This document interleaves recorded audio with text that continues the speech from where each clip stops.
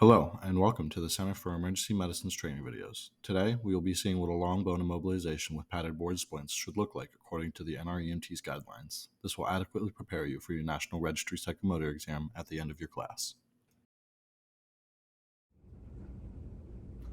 I'm going to consider my BSI and PPE. I do have my proper PPE on. I'm also going to direct my partner to assume manual stabilization of my patient's tib-fib fracture. I'm also going to assess my patient's distal PMS before I stabilize their injury. I'm going to feel for a pulse. I do find one. I'm also going to ask if they can feel me touching their foot and if they can move it for me. It appears that they can, so I'm going to take my splints here and measure them on the affected leg to assure that they are the correct size. It does appear that they are the correct size, so I'm also going to now apply the splint.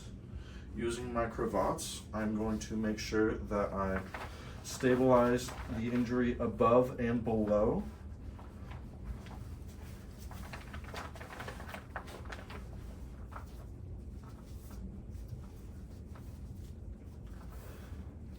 And this is all while my partner is still holding manual stabilization.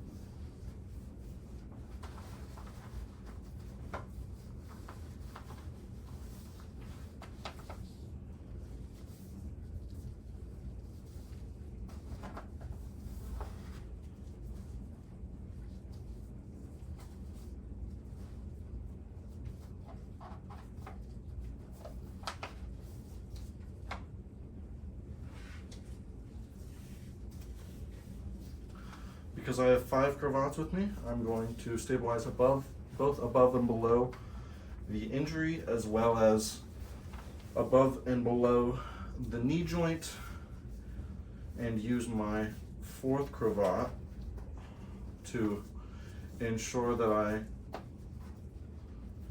have properly stabilized the entire leg and that there's very little movement for the affected injury.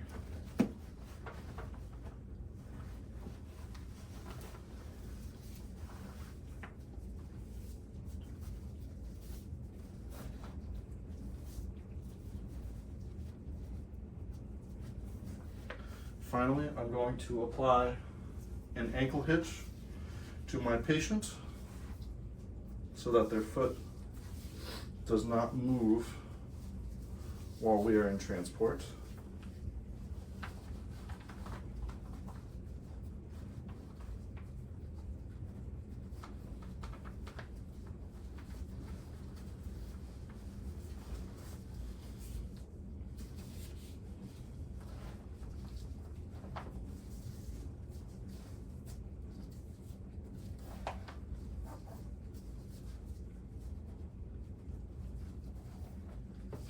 I'm now going to assess for PMS again in the affected leg.